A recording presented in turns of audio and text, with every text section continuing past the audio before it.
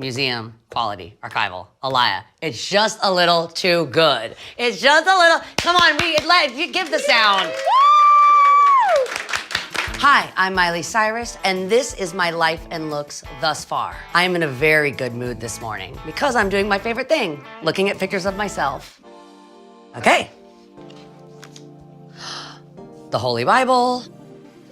You know, behind every fabulous look is a 4-hour fitting. And I learned that by being Hannah Montana. Jeremy Scott designed this dress. We have been friends since this day until now. He comes over to my house and we dance on the table listening to Fergie, and his loyalty dressing me from this time when no designers understood dressing a teen pop star for a Disney TV show. He did, and I think that's part of Jeremy's genius. I think this is the day that I decided that I was gonna have control over what I was going to wear, because this was a time that I didn't have as much control because I was playing a character. So it wasn't always about my own feeling, but it was about what was best for the character. And as I started to understand that the magic of Hannah was actually the magic of me, I started infusing my own style into Hannah's style. But those hot pink Doc Martens, those were not my idea.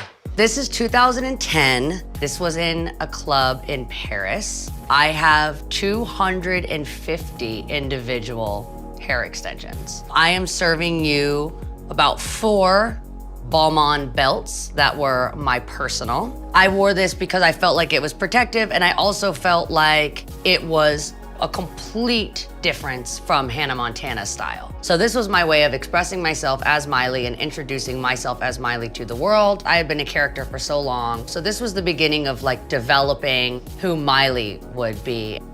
Okay.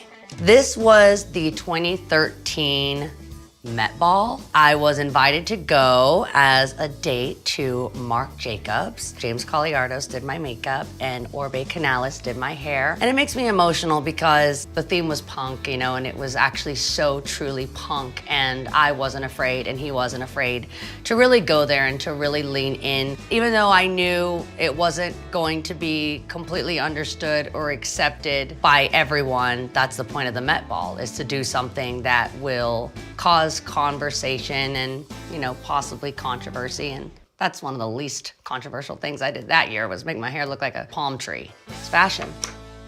This was the 2013 VMAs. This teddy bear costume, which was extremely controversial and made a lot of people angry. I repeat, this teddy bear costume made a lot of people angry. This was inspired by a Todd James sculpture that I had fallen in love with. The bear reminded me of myself for some reason. I thought it was beautiful. And I had my own custom bear by Todd James made for me that I could be inside of and be birthed, which was what was happening. It was a rebirth.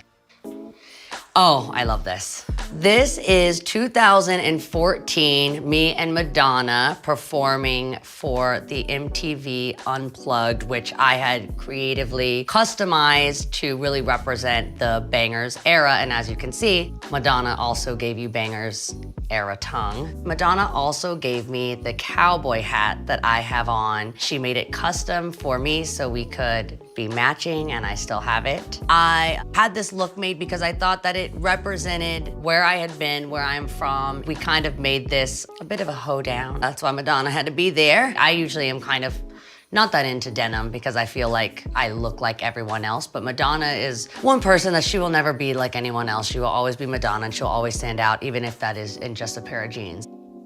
All right, we're gonna start playing a really fun game. The game is called Archival Museum Quality, and this is our first piece.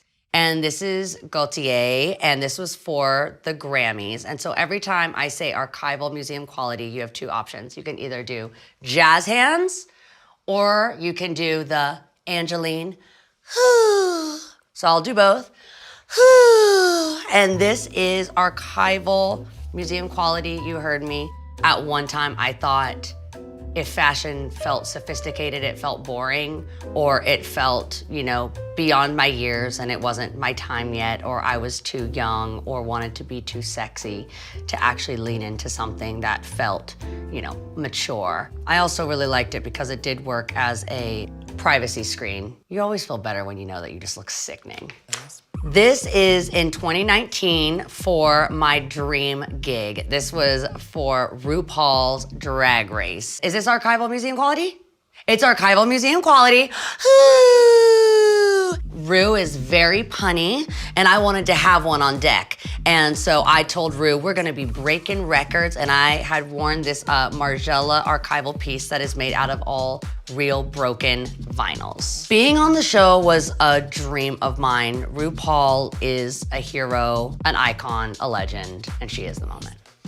This is 2019 Glastonbury performance. This look became kind of a staple at this era. I showed up in my white tank top for the sound check. I ended up, before going on stage, as I was getting dressed, I was supposed to change into this matching corset that went with the leather pant, and it felt too performative, and it felt too costume, and it didn't feel authentic, and it didn't feel strong or tough. It made me feel like a pop star, and it didn't make me feel like a person.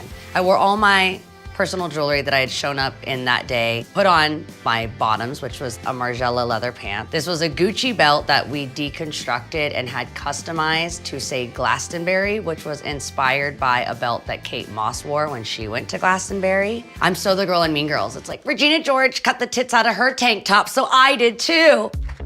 This is 2019, the Mother's Daughter music video, which I, of course, had my mother, the mother, star in. And we are both in Chanel. Me and my mom love to match. I know that's something you're supposed to outgrow, but I haven't. My mom is the most sexy, most powerful, most strong, smartest woman in the entire world that I know. We both are very inspired by her mom. My grandmother was a glamazon. One time I cut my finger off in a blender, and my grandma took me to the hospital, and as she was coming to get me, I thought she was holding Band-Aids to help take me into the hospital, but it was a powder. And she said, you never know who you're gonna meet in the hospital, and gave me a quick touch-up.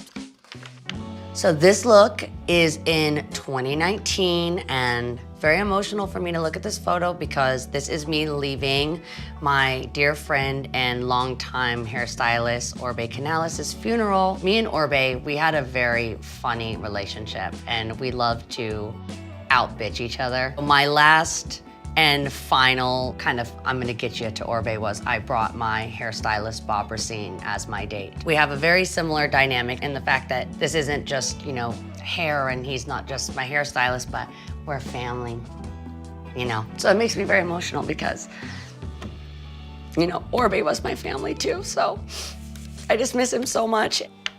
This look is from 2019. This is from a music video I did with Ariana Grande and Lana Del Rey called Don't Call Me Angel. It's Gianni Versace, so archival museum quality. Funny story about this is these angel wings, which have been in my unit for a couple years, oddly, they went missing. And about a week later, Lil Nas X did a music video in which he is wearing wings very similar to these. This is in February 2020. This was for the Marc Jacobs fashion show. So this was my last hurrah before we all experienced the pandemic. The day before the show, I had no plans on walking for Marc Jacobs. Me and him started texting, and he mentioned it, and I said, I would like to come, and he said, would you like to walk? And somehow, 12 hours later, I was on a plane and walking the runway for Marc. I had the idea that I was going to blend in with the rest of the models and kind of go unnoticed and represent, in my mind, a community and a togetherness. And Marc said you couldn't blend in if you tried, and you shouldn't. Even though this is kind of simple, there's still a statement to it, which is why he gave me the coat at the very last minute. Oh, and Marc, I stole that bag, if you're looking for it. Oh, geez. Acna, I'm not gonna call you out because it actually ended up being incredible press for your girl. But this look is Acna 2021 for Miley's New Year's Eve. This outfit did not stay on very long because the chain in the back broke. But what is a live TV performance with everything going right? Live TV is a tightrope walk. They wanna see you dangle, but they don't wanna see you fall. We had promoted the show as it's Miley Cyrus and Pete Davidson. They're so wild, you never know what's gonna happen. And comparably to Pete, I'm pretty classy. And the ratings were skyrocketing. Show your boobs and you get renewed. Dolly taught me that. There she is. She doesn't like that I was just talking shit about her. Steve Summers is Dolly Parton's costume designer. He makes everything for her. He said to me one time, which I think was a slay, it's not like I can just go pull something off a rack. I think that was a jab. But anyhow, I said, Dolly, what, when we host together, this is like, Judy and Liza. It's gonna be major. Who cares what we're gonna do, what we're gonna sing? That part's easy. What are we gonna wear? What she usually does when she performs with other artists is she either matches them or she does the complete opposite. I personally love when Dolly crimps her hair. So this was a request from me to her to please wear the 80s crimped hair. We do kind of feel like, sisters. I can't even turn the page because Dolly looks so damn good. I don't look bad either. Bitch, it's fucking archival museum quality, Alaya, bitch. It's better than I ever remembered. Ooh, hey. This look is just a little bit too good. This is one of those looks where, I didn't have to go this hard, but I did. I'm hanging from this pole that we have suspended in the middle of the Frank Sinatra estate while I'm wearing museum quality, archival, Alaya. It's just a little too good. It's just a little, come on, you give the sound. We're not gonna talk about the shoe. So this look is from the Flowers music video, and it is 1991 museum quality archival. The magic of this dress is that Jacob, my director, and Bradley, my stylist, and we all came together and we were looking at the treatment and we're going, oh, bitch, I know what you have to wear. And I'm like, no, bitch, I know what I have to wear. And he's like, no, bitch, I know what you have to wear. And then we all hold up our phone and it was the same dress. Listen, bitch, we shot the video before the runway with all the hoods, and currently they're in Paris at the Yves Saint Laurent Museum. It is the gold exhibition, which we had no idea that was gonna happen. I did it first. Yves Saint Laurent did it first, and I did it second, and then they copied us. It wasn't saying too much. It spoke for itself, but it also allowed me to speak. It completely captured what the song is about. Those heels that you can barely even see, they're Tom Ford, and they're brand new, and they are my personal, and they trekked through the wet grass in that scene with the sprinklers going off. Stephen Galloway sent Tom Ford a picture of my Tom Fords stuck in the mud, and we're thinking of you. This is my 2023 British Vogue cover, shot by Stephen Meisel. I was able to collaborate in the styling with Edward Innenfull, who's been a really good friend of mine for years and years. We've shot at so many different times of my life. He knows I don't want to just pull off a rack, or I don't want to just wear clothes that can be given to just anyone. One thing that I learned recently that stuck with me from a ski instructor, and you would never think it would actually make it into being important about fashion. There's your comfort zone, your learning zone, and your panic zone, and I don't like to live in panic. It was a little outside of my comfortability. I wasn't completely in control, but it's important to let go sometimes. I'm the boss 364 days out of the year. So, if I give one day to Stephen Meisel, I feel pretty comfortable that it's gonna create an outcome that I'm very proud of.